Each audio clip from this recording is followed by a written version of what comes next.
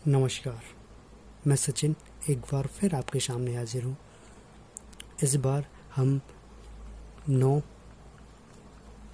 40 और 41 के ट्रिपलेट के बारे में जानेंगे। इसमें अपन को AB लंब दिया हुआ है, BC आधार है और AC कर्ण है। तो कर्ण कितना दिया हुआ है अपन को? 41। आधार कितना होगा? आधार 40 होगा। क्योंकि ट्रिपलेट में हमने पढ़ा था पहले, कुछ ट्रिपलेट हमने बताए थे जिसमें 9, 40 और 41 का जोड़ा हुआ करता था। अब 40 कैसे आएगा ये निकाल के बताते हैं हम आपको। तो पाइथागोरस प्रमेय लेते हैं। तो पाइथागोरस प्रमेय आपको पता है, पाइथागोरस प्रमेय क्या कहता है कर्ण लंब के बारे में? कर्ण लंब और आधार के बारे में कहता है कि कर्ण का वर्ग हमेशा लंब के वर्ग और आधार के वर्ग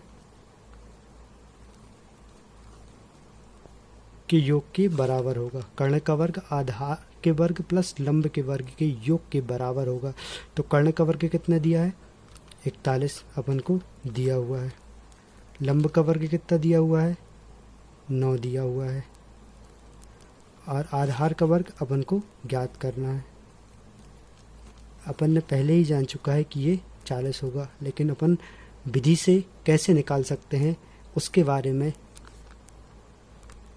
हल कर रहे हैं। तो 41 का वर्ग कितना होता है? 1681। और 9 का वर्ग कितना होता है? 81। आधार लिख देते हैं इसका वर्ग। तो 1681 माइनस पक्षांतर करेंगे बराबर आधार का वर्ग। तो 1681 में 81 घटाएंगे तो 1600 बचेगा। आधार बराबर हो जाएगा 1600। अब 1600 काय का वर्ग होता है? तो 40 का वर्ग होता है। हम ऐसे भी निकाल सकते हैं कि ये 2 शून्य है तो मतलब ये 10 का वर्ग हो जाएगा, ये 16 है मतलब 4 का वर्ग हो जाएगा, मतलब 40। आधार का वर्ग ही लिख देते हैं। तो हमने आपको पहले भी बता चुका है कि यदि घातें समान होती हैं तो आधार भी समान होता है। ये नियम ही है। यदि घातें समान हैं तो आधार भी समान होगा।